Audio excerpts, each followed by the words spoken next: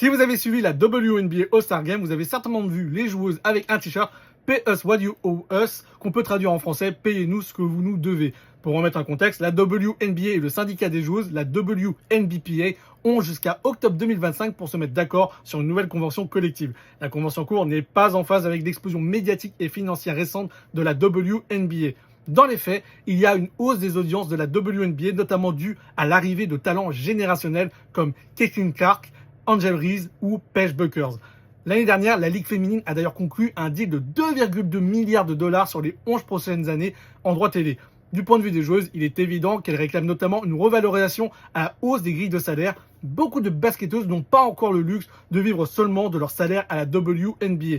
Elles sont d'ailleurs nombreuses à poursuivre leur saison en Europe pour pouvoir vivre du basket. Malgré une hausse des audiences et le deal des droits télé, il ne faut pas oublier qu'Adam Silver, commissionnaire de la NBA, avait déclaré en 2018 que la WNBA enregistre des pertes annuelles de 10 millions de dollars depuis sa création en 1997. Un article du Washington Post avait même assuré que la saison 2024 s'est clôturée avec des pertes de 50 millions de dollars.